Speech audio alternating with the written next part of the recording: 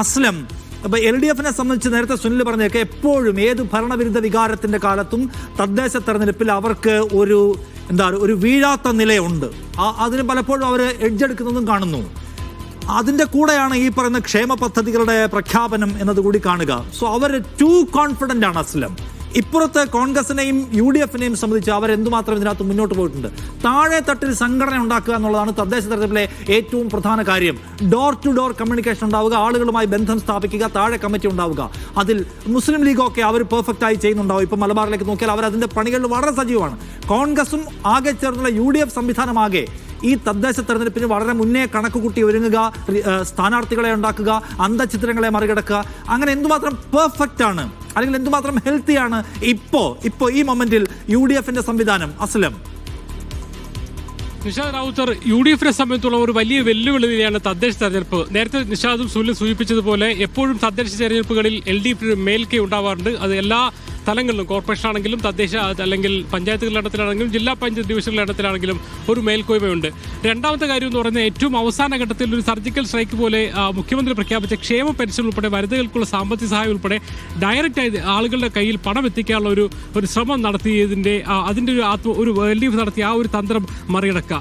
അതോടൊപ്പം തന്നെ നിഷാദ് സൂചിപ്പിച്ച പോലെ താഴെത്തട്ടിലെ കോൺഗ്രസിന്റെ പിന്നെ താഴെത്തട്ടിലെ പ്രവർത്തനം ഉൾപ്പെടെയുള്ള ഉയർത്തുന്ന ആശങ്കകൾ ഇതൊക്കെ മുന്നിൽ നിർത്തിക്കൊണ്ട് തന്നെ അല്ലെങ്കിൽ ഇതൊക്കെ അടിസ്ഥാനമാക്കിക്കൊണ്ട് തന്നെ അതേസമയം തന്നെ വലിയ തോതിലുള്ള ഒരു പ്രവർത്തനത്തിന് ഒരു മുന്നേറ്റത്തിലുള്ള തയ്യാറെടുപ്പാണ് UDF നടത്തിക്കൊണ്ടിരിക്കുന്നത്. 3 കാര്യങ്ങളാണ് UDF പ്രധാനമായും ഈ തയ്യാറെടുപ്പിന്റെ കാര്യമായി പറയും. ഒന്ന്, നടത്തിയ മുന്നൊരുക്കം പതിവിൽ നിന്നും വ്യത്യസ്തമായി എല്ലാ വാർഡ് തലങ്ങളിലും വോട്ടേഴ്സ് ലിസ്റ്റ് പരിശോധന മുതൽ സ്ഥാനാർത്ഥി നിർണ്ണയം ഉൾപ്പെടെയുള്ള കാര്യങ്ങളിൽ ഏറെ മുന്നോട്ട് പോകാൻ കഴിഞ്ഞിട്ടുണ്ടെന്ന് UDF അവകാശപ്പെടുന്നു. അത് വെറും അവകാശവാദമല്ല നമുക്ക് പറയാം. കാരണം തെരഞ്ഞെടുപ്പ് പ്രഖ്യാപിച്ചതിന് ശേഷവും മുന്നണി ധാരണകൾ പോലും ഇല്ലാത്ത സ്ഥലത്ത് നിന്ന് തെരഞ്ഞെടുപ്പിന് പ്രഖ്യാപിക്കുന്നതിന് മുമ്പ് തന്നെ പല സ്ഥലങ്ങളിലും സ്ഥാനാർത്ഥി പ്രഖ്യാപനം പോലും നടന്നു. തിരുവനന്തപുരം നേരത്തെ സ്ഥാനാർത്ഥി പ്രഖ്യാപനം നടന്നു.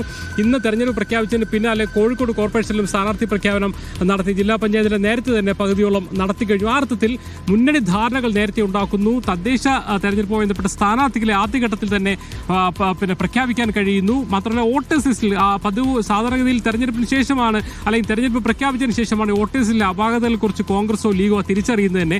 ഇത് അതിൽ നിന്ന് വ്യത്യസ്തമായി നേരത്തെ തന്നെ വോട്ടേഴ്സ് ലിസ്റ്റ് പരിശോധിച്ചുകൊണ്ട് എവിടേക്കാണ് അപകടം സംഭവിച്ചതിനെ കുറിച്ചുള്ള ഒരു മുൻധാരണകൾ ഉണ്ടാക്കുന്നത്. ഈ ഒരു മുന്നൊരുക്കം പതിവിൽ നിന്ന് വ്യത്യസ്തമായി നടത്താൻ കഴിഞ്ഞു. അത് ഈ നിലമ്പൂർ തെരഞ്ഞെടുപ്പിന്റെയും പാലക്കാട് ഉപതെരഞ്ഞെടുപ്പിന്റെയും പിന്നാലെയായ ഒരു ഇലക്ഷൻ മാനേജ്മെന്റിന്റെ UDF നേതൃത്വത്തിൽ നിന്ന് പ്രതിപക്ഷ നേതാവിന്റെ ഭാഗത്ത് നിന്ന് വന്ന നിർദ്ദേശത്തിന്റെ ഭാഗമായി നടത്തിയ ഒരു ഇലക്ഷൻ മാനേജ്മെന്റ്.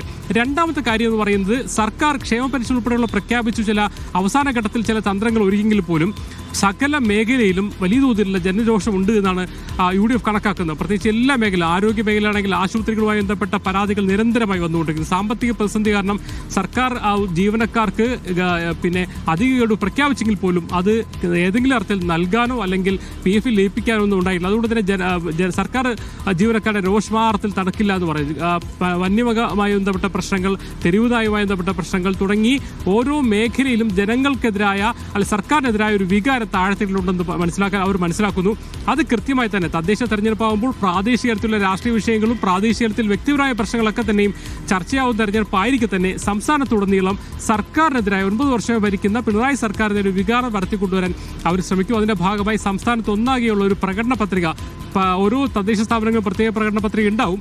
അതോടൊപ്പം തന്നെ സംസ്ഥാന തലത്തിൽ ഒരു പ്രകടന പത്രിക ഇറക്കിക്കൊണ്ട് സംസ്ഥാന തലത്തിലുള്ള സർക്കാരിനെതിരായ സർക്കാരിന്റെ ഭരണവീഴ്ചകൾ ഒരു ക്യാമ്പയിനാക്കാൻ അവർ ശ്രമിക്കും എന്നുള്ളതാണ് രണ്ടാമത്തെ പോയിന്റ്.